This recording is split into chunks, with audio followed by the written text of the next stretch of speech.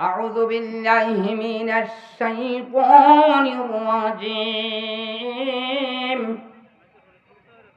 بسم الله الرحمن الرحيم.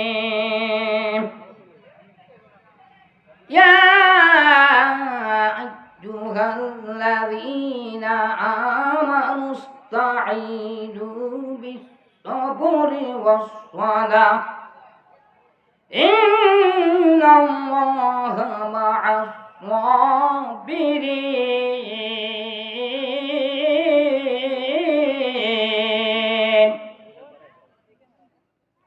صدق الله العظيم. بسم الله الرحمن الرحيم. الصلاة مفتاح الجنة.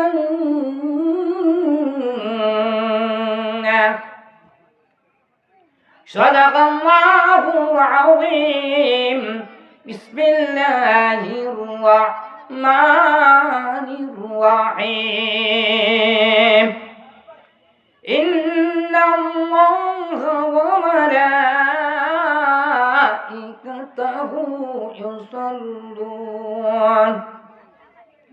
يصلون على النبي. يا أيها الذين آمنوا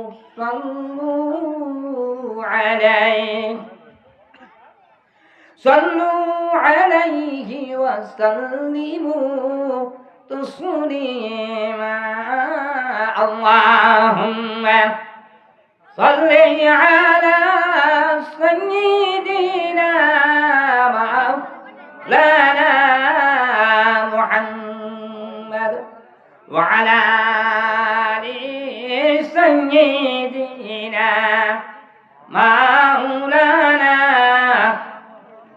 জবান খুলে খুলে পড়ুন আল্লাহুম্মা সাল্লি আলা সাইয়্যিদিনা মাওলানা মুহাম্মাদ ওয়া আলা আলি সাইয়্যিদিনা মাওলানা। নবীজির নামে দুরুদ খাতিবুল দিল দিয়া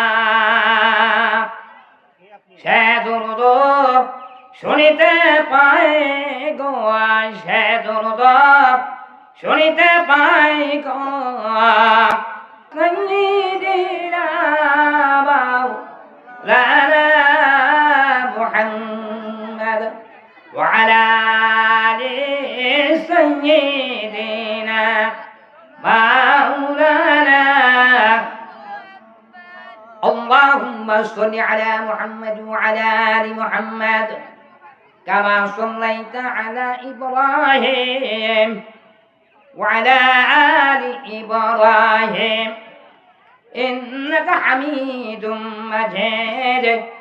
اللهم بارك على محمد وعلى آل محمد كما باركت على إبراهيم وعلى آل إبراهيم إنك حميد مجيد. بلغ العلا بكماله كلب الدجى بجماله حسنت جميع خصاله.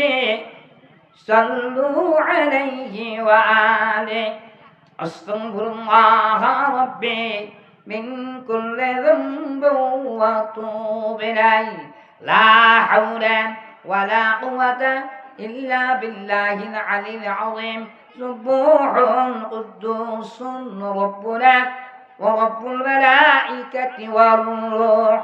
السلام عليكم يا أهل القبور. يغفر الله لنا ولكم أنتم سلافون ونحن بالعذر. যে যেখানে আছি আমরা সকলে একটু দোয়া করব। এলাকাবাসীর প্রতিবেশী, বিশেষ করে আমার অত্যন্ত কাছের মানুষ এখানে আমার নানার দেশ, নানার বাড়ি, প্রায় সকলেই নানা এবং মামা মামি, সকলের জন্য আমরা একটু দোয়া করব। আল্লাহ যেন কবুল করে। জোরে কোন আমিন, আরো জোরে কোন আমিন। আল্লাহুম্মা আমিন।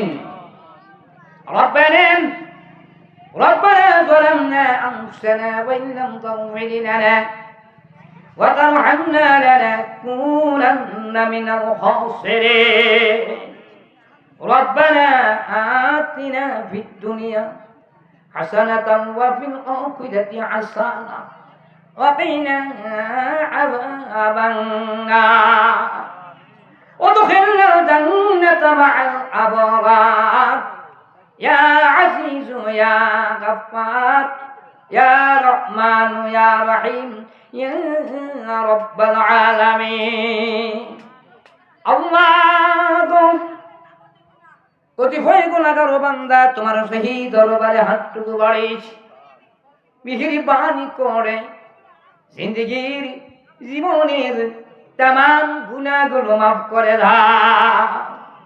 আল্লাহ শুরু থেকে এ পর্যন্ত যা কিছু আলোচনা করা হয়েছে, এই সমস্ত আমলের ভেতরে যদি কোনো বড় ভ্রান্তি বেয়াদবি হয়ে যায়, বড় ভ্রান্তি বেয়াদবিগুলি ক্ষমা করে গো। ইয়ার সবগুলো লাখো কোটি গুণে বাড়াইয়া তুমি তোমার বন্ধু আমাদের নবী উম্মতেরই কান্ডারি গো।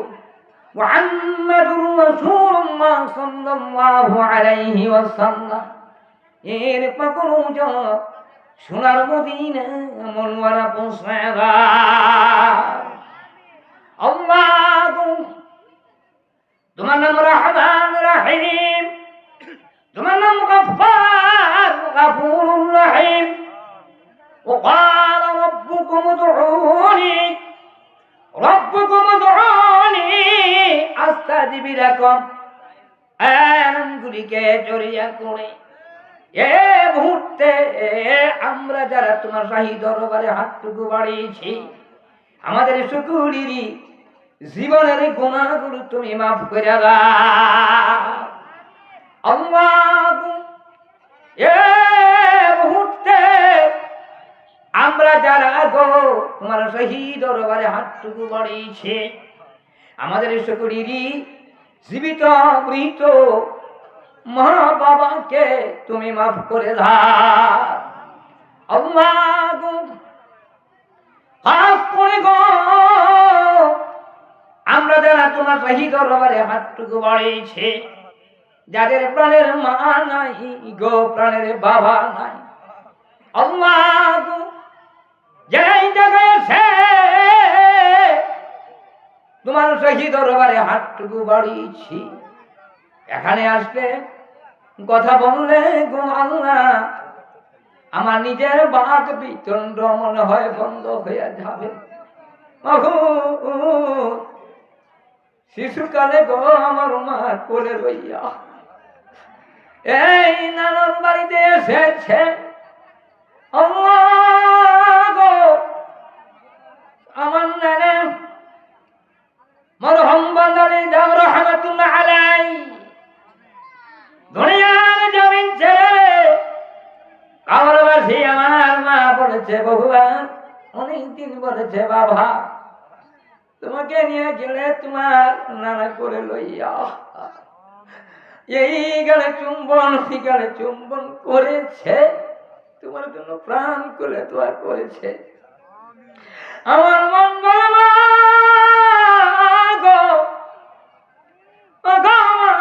তুমি এত দুনিয়াতে নাই, আমার নানার দোয়া কবুল করেছে বহু জায়গায়, বহু বড় স্টেজে বসার মতো আল্লাহ আমাকে সুযোগ দান করেছে। আল্লাহ গো নানার জন্য কি দিব, কি উপহার পাঠাবো, এরকম কোন উপহার নাই। আল্লাহ নানার কথা স্মরণ করে, নানির কথা স্মরণ করে দুইটা চোখের পানি গো আল্লাহ তোমার শাহী দরবারে ছেড়ে দিলাম।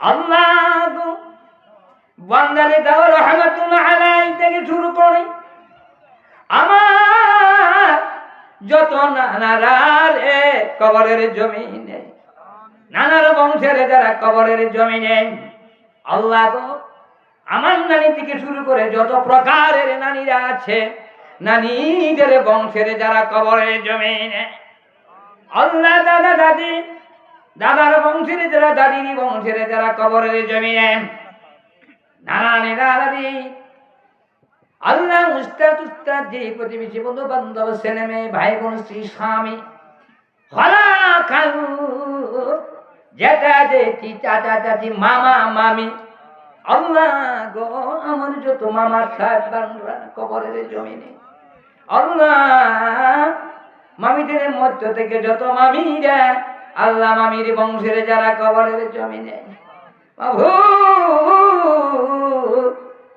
শিশুকালে খালারে দেখেছি মনে নাই, বড় আফসোস লাগে গো আমার তিনজন খালাতো ভাই ছিল, আপন খালাতো ভাই, আমার ভাই বুরহানুদ্দিন সাহেব, আল্লাহ জসিমউদ্দিন ফজল হক সাহেব, তাদেরকে চিনতাম জানতাম, শুধু তাই না তিনজনে জানান আমার দ্বারা আল্লাহ তুমি পড়াইছ, তাদের কথা কোন ক্রমে আল্লাহ অন্তর থেকে পড়ে না।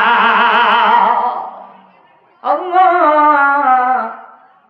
নানুর বাড়িতে এসে তাদের জন্য প্রাণ খুলি দোয়া করছি, আল্লাহ তাদের সহ খালা খালু সহ আমার যত মামার আছে, মামা সহ আমাদের বংশের যারা কবরে, আল্লাহ বিশেষ করে রে আমার মামা আতর আলী সাহেব, আতর মামা, আমার মা বলতো প্রায় সময় বাবা রে তোমারে কান্দে লইছে তাগুলো বাড়ি থেকে, তোমারে কান্দেতে নামাইছে আমার বাড়িতে আইসা, আবার আমার বাড়িতে আমাদের বাড়ি থেকে বলে লইয়া তোমার নানুর বাড়িতে কান্দে লইয়া গেছে, কোনোদিন কোন জায়গায় নামায় না, কেমনে বলবা ওই মামারে কেমনে বলি গো আল্লাহ। আল্লাহ গো যত বাসি আর কবর বাসি আছে সকলের কথা স্মরণ করে চোখের পানিগুলি চিড়ি দিলাম, এমন কোন মানুষ নাই, মুরব্বী নাই রে, মামিরা নাই, নানিরা নাই, যেন কোন নানা নানি মুরব্বীরা আমার এই গেলে ওই গেলে চুম্বন করে না। আল্লাহ তাদের সকলের কথা স্মরণ করছি, নাম দুটি নিতে যাই, আমার মন বলে গো আল্লাহ রাতে দিন কেটে যাবে গো, ততপুরি তাদের নাম বলা হবে না শেষ, যার সঙ্গে চলাফেরা করতাম আমার ভাই দুলাল সাহেব, আল্লাহ যেখানে যাইতো আমারে তুইটাই ডাকতাম, আমার ভাই দুলাল দুনিয়ার জমিন থেকে বিদায়, মিনিটের জন্য তার কথা মন থেকে পড়ে না। আল্লাহ দুলালাই যত প্রাণের ভাইয়েরা কবরের জমিনে আছেন, আজকের এই মাহফিল কি জড়িয়া করে আমার ভাই পুত্র আনাস হাবেসাব সাহেব যেই প্রতিষ্ঠান করেছে, এই প্রতিষ্ঠানে কোরআন হাফেজদেরকে জড়িয়া করে তলাবল এলেমদেরকে জড়িয়া গাদের প্রত্যেকের কবরগুলো কিয়ামত পর্যন্ত আল্লাহ তুমি জান্নাতের বাগান বানিয়ে দাও। আল্লাহ শুধু জান্নাতের বাগান নয়, তুমি তোমার সর্বোচ্চ জান্নাতুল ফেরদাউস এক মেহমান হিসাবে তাদেরকে তুমি কবুল মঞ্জুর করে নাও। আল্লাহ তাদেরকে এই মুহূর্তে মেহেরবানি করে দয়া করে তুমি তোমার জান্নাতের মেহমান বানায়া দাও। আল্লাহ আমরা যারা বেঁচে যে হায়াতে তৈবা তুমি দান করে দাও, প্রত্যেককে আল্লাহ সুস্থতা তুমি দান করে দাও, যে পর্যন্ত হায়াত দিচ্ছ মাসুতুল আহমদ যেন আমরা আদায় করতে পারি, যথা সময়ে আমাদের সকলকে তুমি তৌফিক দান করে দাও। আল্লাহ যারা হাত বাড়াইছে সকলেরই দোয়াগুলো তুমি কবুল মঞ্জুর করে নাও। অনেকে অসুস্থ, আল্লাহ আমার মামানি সাহেবানরা অসুস্থ, আমার বোন একজন হাসান বেগম অসুস্থ, আর অনেকেরই কথা বলেছে অসুস্থ। আল্লাহ সকলকে আজকে তুমি কি জড়িয়া করে আল্লাহ তুমি সম্পূর্ণ সুস্থতা দান করে দাও। সকলে করুন রব্বির হামহুমা কামা রব্বায়ানি সগীরা রব্বির হামহুমা কামা রব্বায়ানি সগীরা। আল্লাহ আল্লাহ গো, কঠিন থেকে কঠিন মৃত্যুর সময় প্রত্যেকেরই জবানে জারি করে দিও গো তোমার ওই মধুর কালিমে তাইয়্যিবা লা ইলাহা ইল্লাল্লাহু মুহাম্মাদুর রাসূলুল্লাহ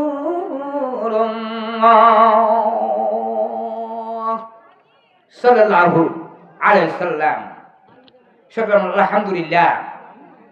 আরো জোরে আলহামদুলিল্লাহ, আরো জোরে আলহামদুলিল্লাহ।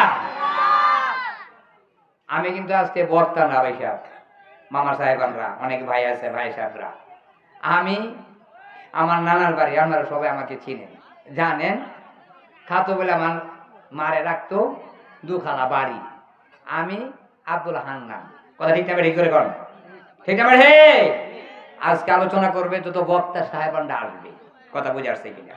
যেহেতু আমি আপনাদের সাথে আসছি একটু দোয়া নেওয়ার জন্য এবং সকলকে সাথে নিয়ে দোয়া করার জন্য, শুকরিয়া আদায় করছি আল্লাহ পাকের দরবারে যে দোয়া করেছে বন্দালি দেও অর্থাৎ যার নামে দেও পারা পরিচয় হয়েছে।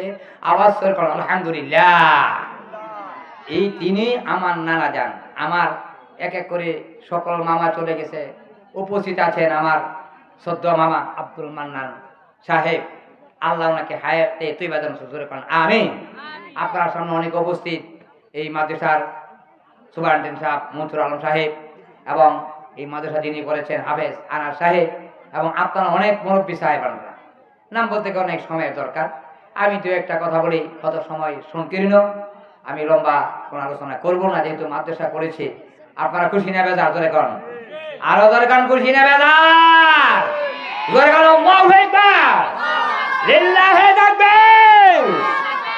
আওয়াজ হলো না? আমার বিশ্বাস আমার নানা দোয়া করেছে, আমি এখন ইনশাআল্লাহ আপনাদের দোয়ার বরকতে বুঝি। গর্ব নয়, 3000 4000 লোকের ভিতরে আমি একাই এখনো কাব্যের। জোরে করেন লিল্লাহি তাকবীর।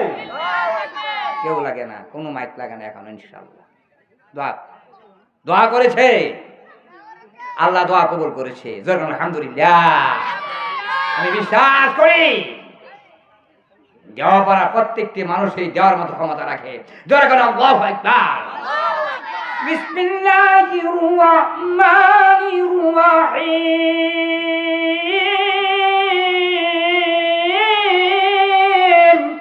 আল্লাহু আকবার।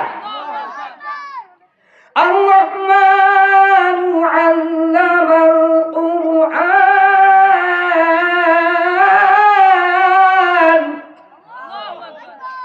শুকরিয়া আদায় করছি আল্লাহ পাকের দরবারে যিনি আমাদেরকে শিক্ষা দান করেছেন। কি শিক্ষা দান করেছেন? পবিত্র কুরআন শরীফ। আলহামদুলিল্লাহ। কি শিক্ষা দিয়েছেন? আল্লাহ পাক যাকে ইচ্ছা তাকে কুরআন শিক্ষা দান করেন। যেরকম এখানে মাদ্রাসা করেছেন আনাস হাফিজ সাহেব। এর আগে তো আমার অনেক মামাতো ভাইরা আছে, আছে না ভাই সাহেব? কেউ মনে হাফেজ হতে পারে নাই। আনাসকে আল্লাহ কবুল করেছে। আমার ভাইপুর বেলায়েতের ছেলে আনাস সাহেব মাদ্রাসা করেছে বিধায় আজকে আমরা এত সুন্দর কোরআন হাদিসে জলসার মধ্যে ওয়াজ মাহফিলে বসার মতো সুযোগ দান করেছেন। আলহামদুলিল্লাহ। এক ব্যক্তির পেট একটা কোরআনে হাফেজ সাহেবের, লোকটা বিভিন্ন জায়গায় দৌড়ায়, ওষুধ খায়, পেট ব্যথা ভালো হয় না। কোরআনে হাফেজ। কি জোরে করেন, সে লোকটা কি আছে? কোরআনে হাফেজ। শুরু থেকে পূর্ণাঙ্গ কোরআন শরীফ তার অন্তরের ভিতরে গাঁথা, সিনারের ভিতরে। জোরে করেন আল্লাহু আকবার। এই লোকটা অসুস্থ, পেটে ব্যথা, বিভিন্ন ডাক্তারের কাছে দৌড়ে যায়, ডাক্তার ওষুধ দেয়, পেট ব্যথা ভালো হয় না, পেট ব্যথা ভালো হয় না। কি করি আফসোস, পেরেশানি হয়ে গেছে। কোন এক আলেমের কাছে গেছে, আলেম বলল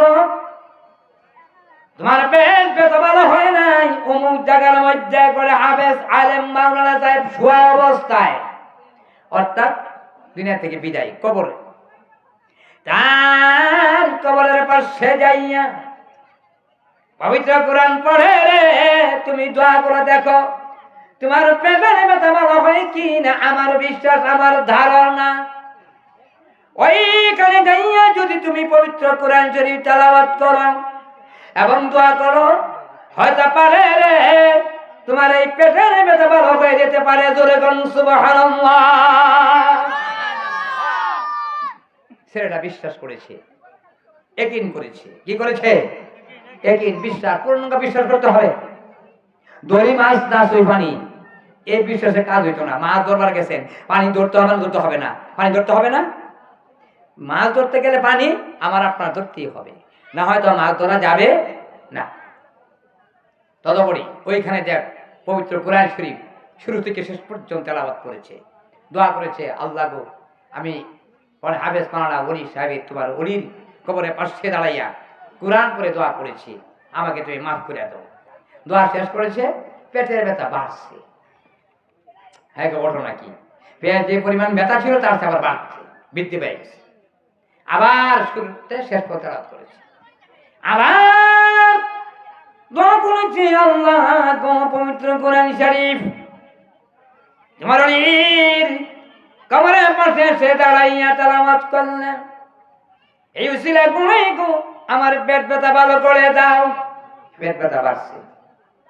এইভাবে 3 বার কোরআন খতম করেছে, 3 বারই বাড়ছে। অনেক মন ভালো হয়েছে না খারাপ হয়েছে? খুব খারাপ হয়েছে না? মেজাজ খুব খারাপ হয়েছে। পাশে যে এরকম বাসে তার এক ঝিং লাইন নিয়ে দিছে বাড়ি কবরে, 3টা বাড়ি দেয়া বাইক রাগ করে আয়া বসছে। কি বিশ্বাস করা, আবার কি হইল? বাড়িতে আসা করছে, মনে জল্পনা কল্পনা, 3 বাড়ি থইছে। আবার চিন্তা কর, বাড়িও 3টা দিলাম। অধীর গভীর রজনীতে ঘুমাতে শুরু করছে, ঘুম ধরেছে, রাত্রে ঘুমাইতেছে। ঘুমের করে ডাক দে, কে জানি ওই লোকটা ডাক দে, আল্লাহর ওলি ডাক দেখো, আর কতকাল ঘুমাবে রে, এখনো কি তোর ঘুম ভাঙ্গে না? জোরে বলো সুবহানাল্লাহ। ঘুমের মধ্যে সে সজাগ, মনে করতেছে আমি সজাগ। এই কোন হাফেজ দেখে রে আমার পিঠটা তাকায়া দেখ, পিঠ দেখাইল। যেরকম হরিসাল্লাম যখন এক যুদ্ধের মধ্যে নিয়ে গেছেন, তার বেতের আঘাত লাগছে, যার গায়ে লাগছে সে যখন ঈমান আনছে না, এর আগে রাসূলের কাছে আসছে সাক্ষাতের লাইগা, আইসে আলোচনা করতেছে, করার পরে আপনি তো আমার অমুক যুদ্ধের ময়দানে আঘাত করেছেন। রাসূল সাল্লাল্লাহু বললো যে আঘাত যে করেছি, এখন তুমি কি চাও? আমি আপনাকে আঘাত করতে চাই। আমি কি করতে চাই? আঘাত করতে চাই। হ্যাঁ, তাহলে ঠিক আছে, আঘাত করো। কোন বেত দিছে? এই বেত না, যে বেত দিয়ে আমার আঘাত করছেন এই বেত দিয়ে আমি আপনাকে আঘাত করতে চাই, মারতে চাই। কোন জায়গায়? অমুক জায়গায়।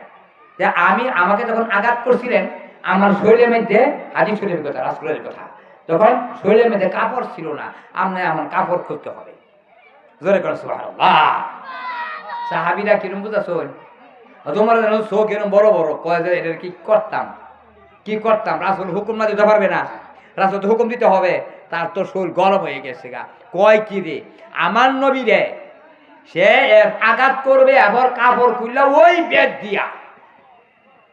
কেমন বুঝুন অবস্থা? খুব কঠিন কথা না? কঠিন কথা। আমার নবীজি ঘরের ভিতরে যাইয়া এইখানে তার আঘাত দেখেছে, ওইখানে কাপড়টা সরিয়ে দিল। ওই লোকটা যাতে ধরে জবান দিয়া ওই জায়গায় চুম্বন করে, ধরে লম্বাও হয়ে গেল, আরো ধরে গেল লম্বাও হয়ে গেল। সাহাবীরা তো ভাবতেছে এখন বুধ মারি হইতেছে, ঠিক আছে বেটি, তারা তো জানে এই খবর, কেউ তো জানে না। এই জায়গার মধ্যে চুম্বন করে জবান দেওয়া দেখতে বলেন নবীজি যতক্ষণ পর্যন্ত আমাকে ক্ষমা না করবেন অতক্ষণ পর্যন্ত এই জায়গা থেকে আমি আমার জবান উঠাবো না। আমার নবী ডাকতে বলে, কি বলো তুমি? এইটা তুমি তো আমার আঘাত করার কথা, আর এখন তুমি আমাকে এবার চুম্বন করে ধরছো, ক্ষমা না করলে। তিনি বললেন, আমাকে তাড়াতাড়ি আপনি কালিমা পড়ান, যেই কালিমা পড়লে 80 বৎসর নয়, 1000 বৎসর নয়, কোটি বৎসর নয়, জিন্দিগির সব গুনাহ আমার আল্লাহ মাফ করে দেয়। জোরে বলুন আল্লাহু আকবার। আমার নবীজি হাত তুলে তাকে ওইখান থেকে বের করে নিয়ে আসলেন। সাহাবীরা দেখতেছে আমার নবীর জামানে হাসি রে, ওই লোকটার জামানে হাসি, দুজনে হাসতেছে। আমার নবীজি তাকে কালিমা পড়ায়, কালিমা পড়ো। ওই সাহাবীকে ডাকতে বলে, সাহাবী রে তুমি কালিমা পড়ো, লা ইলাহা ইল্লাল্লাহু মুহাম্মাদুর রাসূলুল্লাহ সাল্লাল্লাহু আলাইহি ওয়াসাল্লাম। আলহামদুলিল্লাহ। ইমান নিয়ে আসছে সমস্ত সাহাবীরা হাসিতে ভরপুর হয়ে গেছে। আমার নবী মুস্কি হেসে বলে, সাহাবীরা তোমরা তো আমি জানি তোমাদের অনেকের চক্ষু গরম হয়ে গেছে, শরীরের অনেকের শরীর গরম হয়ে গেছে, আমাকে আঘাত করবে, দেখো এখন ঘটনা কি? সেই তো সর্বোত্তম ব্যক্তি হয়ে গেছে, এই মুহূর্তে সে কালিমা পড়েছে। এই কোন হাবেস পিঠের দিকে তাকায় দেখে রে, আমার পিঠের মধ্যে কয়টা আঘাত করলি? এখন 3টা। দেখ 3টা আছে কিনা? হ্যাঁ 3টা আঘাত তো বেঁচে রয়েছে। হুজুর ভুল করেছি, অন্যায় করেছি, আমাকে ক্ষমা করুন। স্বপ্নেই লাবড়া জোরে আমার মাফ করুন, আমি ভুল করে ফেলছি। জোরে করুন সুবহানাল্লাহ। এই বলে হাফেজ, তোর যে পেট ব্যথা বাড়ছিল, কেন বাড়ছিল জানোস নি? হুজুর আমি তো জানি না কোন কারণে পেট ব্যথা বাড়ছিল। ডাক্তার বললো, একবার যখন কোরআন তেলাওয়াত করলি রে, এই কোরআন শুনে রে আমার মনে তৃপ্তি হয় নাই। সুবহানাল্লাহ। একবার যা বলছো আমার তৃপ্তি হইছে না, মন চাইছে আবার পড়ার লাগিয়া, আবার শোনার লাগিয়া। কথা বুঝে আসছে কিনা? আবার আবার তুমি কোরআন তেলাওয়াত করলি, আবার পেট ব্যথা বাড়লো, আমার তখন তৃপ্তি মিটে নাই রে, তৃপ্তি মিটে নাই। আবার তেলাওয়াত করলি, 3বার করলি, তোর মন খারাপ হয়ে গেছে, আঘাত করলি রে কোরআনে হাফেজ আমার কবরের উপরে, কবরে লাগে নাই রে, এটা লেগেছে আমার পিঠের শরীরের মধ্যে। তাকায় দেখি রে জীবনে আমি চিন্তা করলাম পেট ব্যথা আবারও বাড়ল, তো আমার যেন রে কোরআনে হাফেজ আমার যেন প্রথম থেকে শেষ পর্যন্ত আমার কোমরের পাশে দাঁড়াইয়া দাঁড়াইয়া তুই কোরআন পড়বি। এই কোরআনে কেন্দ্র করেছে আনাস হাফেজ সাহেব। আলহামদুলিল্লাহ। কথা বলছেন কিনা? যেটা ভাই আসছে, কোন মানুষ যখন রাস্তা দিয়ে হেঁটে যায় কোরআন পড়ার নিয়ত করেছে, কি পড়ার? জোরে করেন কোরআন। এইখানে কায়দা লইয়া রওনা করেছে, কবরে যত আযাব পড়বে কেন আমার রাসূল বলে ওই লোকটার কবর আযাব ওই আলেমটা তলাবুল ইলমে ফরিদাতু আলাম কুল্লি মুসলিমিনা ওয়াল মুসলিমাত। ওই লোকটা কোরআন পড়ার নিয়ত করে কায়দা লইয়া মাদ্রাসায় দিকে রওনা করেছে, ওইখানে পড়বে, মাদ্রাসায় যাবে। ওইখানে যাওয়ার আগে যাওয়ার পথে রে ওই রাস্তার মধ্যগুলি কবর বাঁধেছিল, যত আযাব হোক না কেন 40 দিনের জন্য তাদের কোমরের গুণ আযাব আমি আল্লাহ সব মাফ করে দেই। জোরে করো আল্লাহু আকবার। যদিও কোরআনকে ছোট দেখা গেছে, আমরা ছোট্ট মনে করি, আযান হয়ে গেছে আর লম্বা করা যাবে না, যেহেতু টাইম হয়ে গেছে মনে হয় শর্ট টাইম। আমি আগে বলেছিলাম লম্বা আলোচনা করব না, যেহেতু সময় অত্যন্ত সংকীর্ণ। যাই হোক, তদুপরি আমি যে কথা বলেছিলাম সেটা শেষ করতে চাই, যে 3বার তেলাওয়াত করছে, করার পরে যে আবারও চিন্তা করছে আবার যেন কোরআনটা আমি তারা শুনতে পাই। ওইখানে স্বপ্নে আলোচনা করেছে যে করে হাফেজ আমি চাই কোরআন আরো শুনতে, প্রতি মাসে যাইয়া তুমি আমার কবরের পাশে একটা করে কোরআন শরীফ খতম দিবে। জোরে কোন আল্লাহু আকবার। এই সেই কোরআন, আর রহমানু আল্লামাল কোরআন খালাকাল ইনসানা আল্লামাহুল বায়ান। আমাদেরকে কথা বলা, বায়ান মানে প্রকাশ করার মতো ক্ষমতা কে দিছে? আল্লাহ। জোরে কোন কে দিছে? আমার আল্লাহ পাক দিয়েছে কথা বলার। এই কথার মাধ্যমে আমরা কোরআন শরীফ তেলাওয়াত করব, কোরআন পড়ব, এবং যে কোরআন যে মাদ্রাসা করেছে আনাস হাফেজ সাহেব, আরো যেন আনাস হাফেজের মতো আরো শত শত হাজার হাজার হাফেজ এই প্রতিষ্ঠান থেকে বের হয়। আল্লাহ কবুল করো, জোরে বলো আমিন। তাদেরকে জড়িয়া করে, যদিও দেরি হয়, যদিও অতীত জীবনে পারে নাই, এখন পেরেছে, তাদেরকে জড়িয়া করে কিয়ামত শুরু থেকে আমার রাসূল সাল্লাল্লাহু আলাইহি থেকে শুরু করে বাবার হাত থেকে শুরু করে এ পর্যন্ত যত কবরবাসী আছে তাদের সকলকে যেন আল্লাহ মাফ করে, জোরে করুন আমিন। আজ আপনাদের কাছে দোয়া চাচ্ছি, যেহেতু আমি নিজে অসুস্থ, প্লাস আপনাদের কাছে আসতে পেরে আমি আমাকে খুব খুশি মনে করছি, খুব ভালো লাগছে। আপনারা আমাকে দেখেছেন, আপনারা আমাকে আরো বলে সময় আছে, আমি তো ভাবছি বক্তৃতা শেষ করে দিতে চাই, যেহেতু আজান শুরু হয়ে গেছে, এখন তো আর বক্তৃতা চলে না, কথা বলছেন না?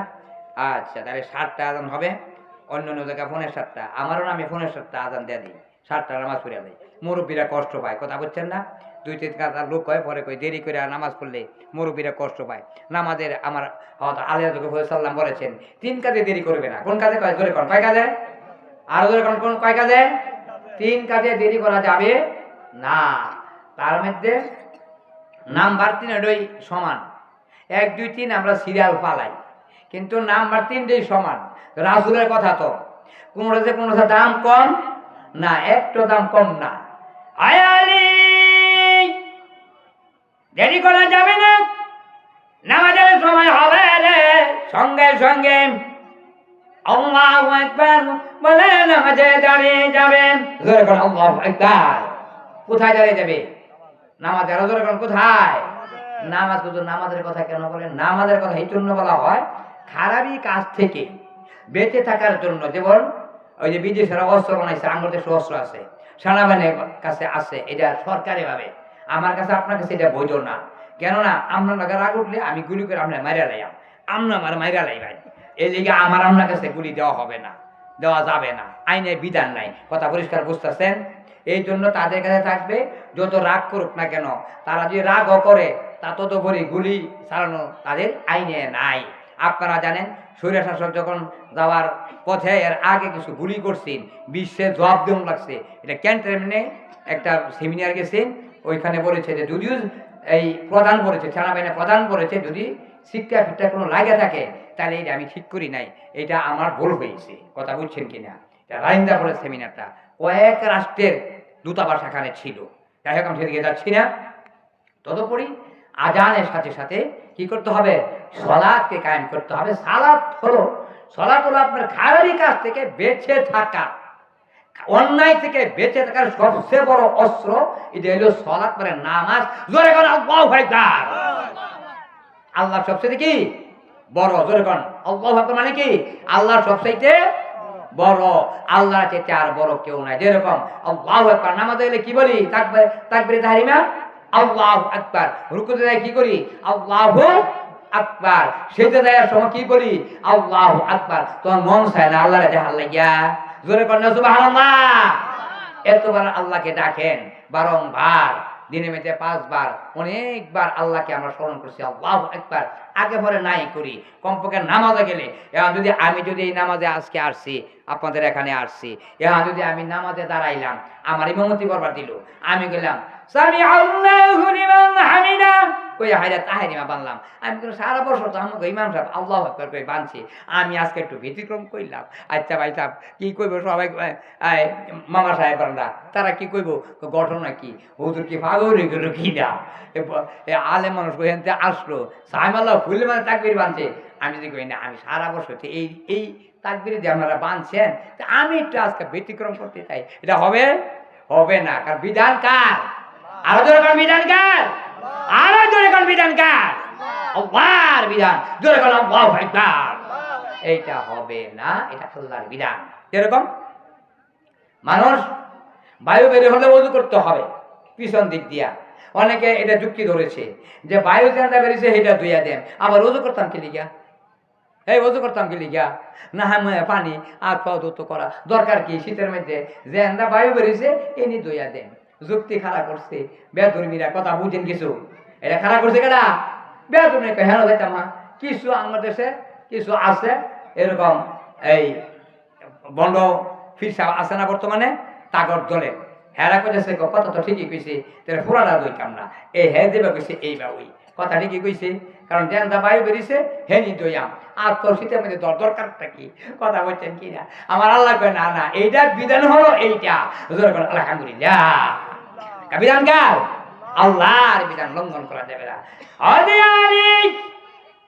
নামাজের সময় হয়ে যাবে, নামাজে দেরি করা যাবে না, সঙ্গে সঙ্গে নামাজে দাঁড়িয়ে যাও, কেননা এইটা হলো সবচেয়ে খারাপ কাজ থেকে বেঁচে থাকার হাতিয়ার। এইটা হলো অস্ত্র। আপনারা জানেন ফিলিস্তিনি মুসলমানদেরকে লেবানন, সিরিয়া বলি, আমাদের পার্শ্ববর্তী রাষ্ট্র ভারতের মানুষগুলিরে বিনা দোষে মুসলমানদেরকে ধ্বংস করার জন্য বিনা দোষে দোষী বানাইয়া, দোষ নাই বিনা দোষে বর্তমানে এই দেশের মধ্যে দূর ঢাইলা দিচ্ছে।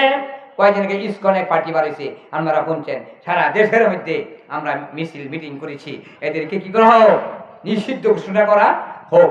ভারতে কইতেছে এই দেশের মধ্যে হিন্দুরা, খ্রিস্টানরা, বৌদ্ধরা যত ধর্ম আছে তাদের উপরে বিভিন্ন কিছু চাপায় দেওয়া হচ্ছে, আসলে কিন্তু কিচ্ছুই না। এই দেশের বেদুমেরা কয় আমরা মায়ের কোলে বসবাস করতেছি, জোরে কোন সুবহানাল্লাহ। আর আমরা যদি শুরু করি বেদুর্মী থাকতে পারবো ভাইসাব, একটা বেদুর্মী থাকার শক্তি আছে, একটা বেদুর্মী শক্তি আছে কিনা? সম্ভব নয়, কেউ থাকতে পারবে না।